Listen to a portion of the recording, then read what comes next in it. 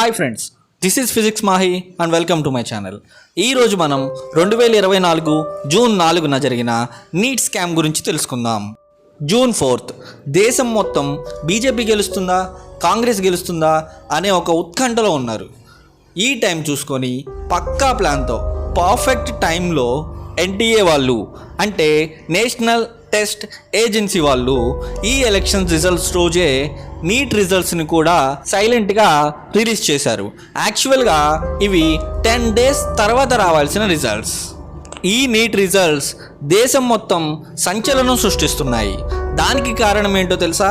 ఈ నీట్ ఎగ్జామ్లో 67 మెంబర్స్కి ఫస్ట్ ర్యాంక్ వచ్చింది. అవునండి, it's true. 67 members got first rank in NEET exams. NEET exam అంటే ఒక మెడికల్ ఎంట్రన్స్ టెస్ట్. దీన్ని ఎన్టీఏ వాళ్ళు అంటే నేషనల్ టెస్ట్ ఏజెన్సీ వాళ్ళు కండక్ట్ చేస్తారు. దీన్ని క్లియర్ చేస్తేనే ఎంబీబీఎస్లో జాయిన్ అవ్వడానికి అవకాశం ఉంటుంది.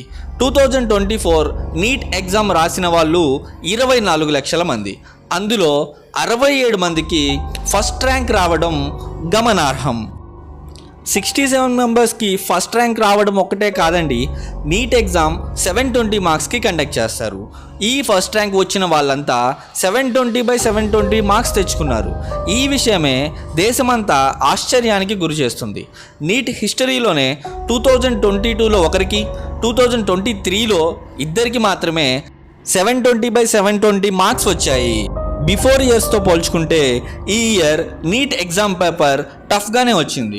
చాలామంది స్టూడెంట్స్కి 600 మార్క్స్ దాటినా కూడా 50,000+ ర్యాంక్ వచ్చింది. బీహార్లో అయితే ఎగ్జామ్ జరగక ముందే పేపర్ లీక్ అయిందని 13 మెంబర్స్ని అరెస్ట్ చేశారు. దీనికి సంబంధించిన కేసు కోర్టులో ఉన్నా కూడా నీట్ రిజల్ట్స్ని డిక్లేర్ చేశారంటే మన ఎడ్యుకేషన్ సిస్టమ్ ఎంత నిర్లక్ష్యంగా ఉందో అర్థం చేసుకోండి. Every year NEET cut off marks కానీ మనం చూసుకున్నట్టయితే 2022లో 117, 2023లో 137, బట్ 2024లో మాత్రం 167 చేశారు. జనరల్గా నీట్ ఎగ్జామ్లో 180 క్వశ్చన్స్ ఉంటాయి. అన్నింటికీ కరెక్ట్ ఆన్సర్స్ ఇస్తే 720 మార్క్స్ వస్తాయి. Every question got 4 marks. If ఎవరైనా ఒక క్వశ్చన్ తప్పు రాస్తే 720 - 4 = 716 మార్క్స్ వస్తాయి. అండ్ తప్పు రాసినందుకు ఒక నెగిటివ్ మార్క్స్ తీసేస్తే 715 మార్క్స్ రావాలి. కానీ కొంతమందికి 717, 718 మార్క్స్ కూడా వచ్చాయి. ఇదేంటని ఎన్టీఏని క్వశ్చన్ చేస్తే చాలామంది స్టూడెంట్స్కి కొన్ని స్టేట్స్లో క్వశ్చన్ పేపర్ ఇవ్వడం లేట్ అయిందని పిల్లలు కేసు వేశారని, ఆ కేసుని పరిశీలిస్తూ సీసీ కెమెరాలు చూస్తే అది నిజమేనని తేలి కాంపెన్సేషన్ మార్క్స్ కింద ఒక 2 మార్క్స్ కలిపామని ఎన్టీఏ వాళ్ళు ఆన్సర్ చేశారు. ఈ నీట్ ఎగ్జామ్లో ఎక్కువ మందికి టాప్ ర్యాంక్స్ ఎలా వచ్చాయి అని క్వశ్చన్ చేస్తే దానికి ఆన్సర్స్గా ఫిజిక్స్లో ఒక క్వశ్చన్కి ఎన్సీఆర్టీ టెక్స్ట్ బుక్లో ఓల్డ్ దాంట్లో ఒక ఆన్సర్, న్యూ దాంట్లో ఇంకొక ఆన్సర్ ఉందని, సో కాబట్టి ఏ ఆన్సర్ పెట్టినా మేము కరెక్టే ఇచ్చాం అని బదులుగా ఆన్సర్ ఇచ్చారు.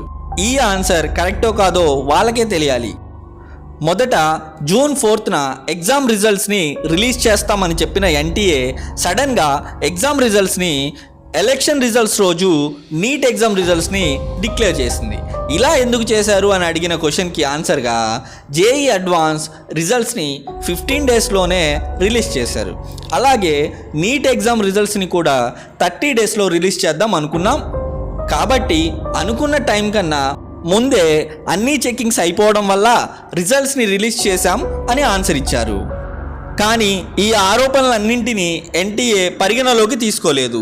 ఎగ్జామ్ పేపర్ లేట్గా ఎందుకు ఇచ్చారో తెలుసుకోకుండా కాంపెన్సేషన్ మార్క్స్ ఇవ్వడం ఎంతవరకు కరెక్ట్ అనేది ఎన్టీఏకి అర్థం అవ్వాల్సిన విషయం. అండ్ పాట్నాలో పేపర్ లీక్ కేసు ఇంకా సాల్వ్ అవ్వకుండానే ఎందుకు ఎన్టీఏ రిజల్ట్స్ని అనౌన్స్ చేసింది అనేది ఎన్టీఏకే తెలియాలి.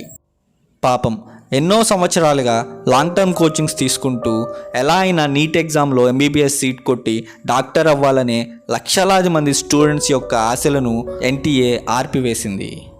దీనిపై సెంట్రల్ గవర్నమెంట్ వెంటనే ఛార్జ్ తీసుకొని సమగ్ర చర్చను జరపాలని ప్రజలంతా కోరుకుంటున్నారు. లేదంటే ఎంతోమంది స్టూడెంట్స్ యొక్క చావులకు కారణం కాబోతుంది ఈ నీట్ స్కామ్. సో చూశారు కదండి, ఈ నీట్ స్కామ్పై మీ ఆలోచనలు, మీ అభిప్రాయాలు ఏంటో కామెంట్ రూపంలో తెలియజేయండి.